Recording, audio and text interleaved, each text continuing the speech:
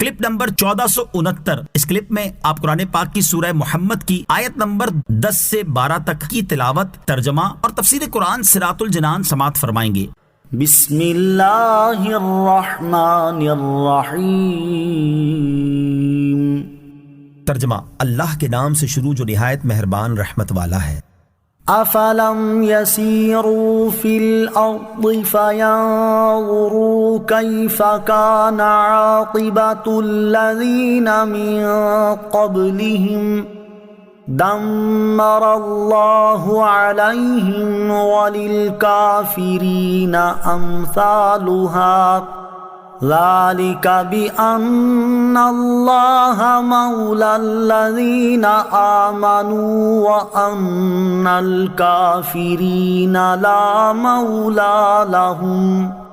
ترجمہ، تو کیا انہوں نے زمین میں سفر نہ کیا تو دیکھتے کہ ان سے پہلے لوگوں کا کیسا انجام ہوا۔ اللہ نے ان پر تباہی ڈالی اور ان کافروں کے لیے بھی پہلوں کے انجام جیسی بہت سی سزائیں ہیں۔ یہ اس لیے کہ اللہ مسلمانوں کا مددگار ہے اور کافروں کا کوئی مددگار نہیں۔ افلم یسیروا فی الارض، تو کیا انہوں نے زمین میں سفر نہ کیا؟ یہاں سے پچھلی امتوں کا انجام بیان کر کے کافروں کو ڈرایا جا رہا ہے۔ چنانچہ اس آیت اور اس کے بعد والی آیت کا خلاصہ یہ ہے کہ کیا اللہ تعالیٰ کے ساتھ شرک کرنے والے اور اس کے رسول صلی اللہ تعالیٰ علیہ وسلم کو جھٹلانے والے کافر اپنے گھروں میں بیٹھے رہے ہیں اور انہوں نے شام، یمن اور عراق کی جانب سفر کے دوران دیکھا نہیں کہ ان سے پہلے جھٹلانے والی امتوں عاد اور سمود وغیرہ کا کیسا انجام ہوا، جو ان کے اجڑے ہوئے مکانات اور محلات کے آثار سے خوب ظاہر ہے۔ ان کا انجام یہ ہوا کہ اللہ تعالیٰ نے ان پر ایسی تباہی ڈالی جس سے وہ خود، ان کی اولاد اور ان کے اموال سب ہلاک ہو گئے۔ لہٰذا ان موجودہ کافروں کو بے فکر نہیں ہونا چاہیے۔ اگر یہ بھی سید عالم محمد مصطفیٰ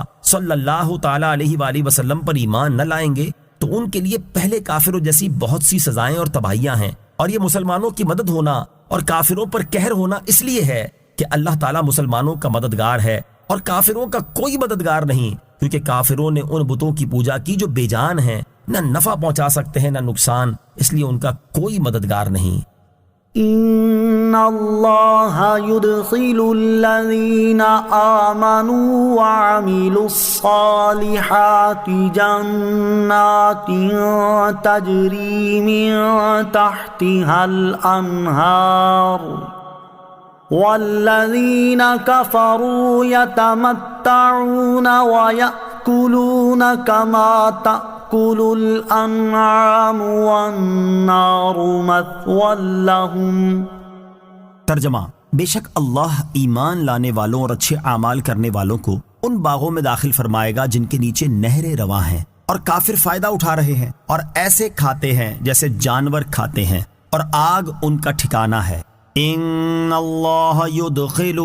بے شک اللہ داخل فرمائے گا۔ اس سے پہلی آیات میں ایمان والوں اور کافروں کا دنیاوی حال بیان کیا گیا، اور اس آیت میں ان دونوں کا اخروی حال بیان کیا جا رہا ہے۔ چنانچہ اس آیت کا خلاصہ یہ ہے کہ اللہ تعالیٰ چونکہ ایمان والوں کا مددگار ہے، اس لیے انہیں اس کا آخرت میں ثمرہ یہ ملے گا کہ اللہ تعالیٰ ایمان لانے والوں اور اچھے اعمال کرنے والوں کو ان باغوں میں داخل فرمائے گا جن کے نیچے نہریں رواں ہیں، اور کافروں کا حال یہ ہے کہ وہ دنیا میں اپنے انجام کو فراموش کیے ہوئے ہیں اور غفلت کے ساتھ چند دنوں کے لیے اپنے مال و متاع سے فائدہ اٹھا رہے ہیں، اور ایسے کھاتے ہیں جیسے جانور کھاتے ہیں، کیونکہ جانوروں کو یہ تمیز نہیں ہوتی کہ کہاں سے کھانا ہے، اس لیے انہیں جہاں سے جو مل جائے اسے کھانا شروع کر دیتے ہیں۔ اس طرح کھاتے وقت جانور اس چیز سے غافل ہوتے ہیں کہ اس کھانے کے بعد وہ ذبح کر دیے جائیں گے، اور یہی حال کفار کا ہے جو حلال و حرام کی تمیز کیے بغیر کھاتے رہتے ہیں اور غفلت کے ساتھ دنیا طلب کرنے اور اس کے عیش و عشرت سے فائدہ اٹھانے میں مشغول ہیں، اور آنے والی مصیبتوں کا خیال بھی نہیں کرتے، حالانکہ جہنم کی آگ ان کا ٹھکانہ ہے۔ کافروں اور ایمان والوں میں فرق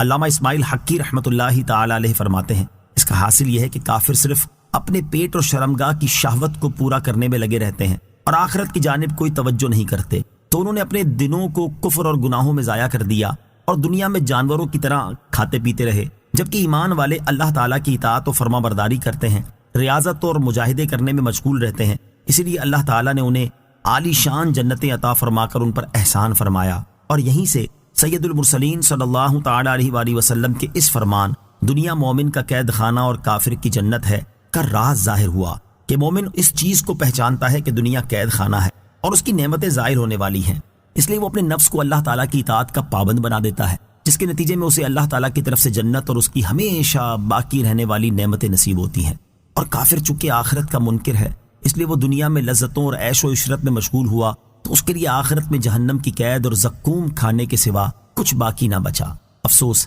فی زمانہ مسلمانوں کی غفلت کا حال بھی کچھ کم نظر نہیں آتا، اور ان کا حال دیکھ کر یہ نظر آتا ہے کہ وہ موت کے بعد قبر و حشر کے ہولناک احوال سے بے فکر ہیں، اللہ تعالیٰ کی بارگاہ میں ہونے والی پیشی اور اعمال کے حساب سے غافل ہیں، اور ان کا مقصود صرف دنیا کے عیش و عشرت سے لطف اندوز ہونا اور اس کی زیب و زینت سے فائدہ اٹھانا ہے۔ اللہ تعالیٰ انہیں ہدایت اور عقل سلیم عطا فرمائے۔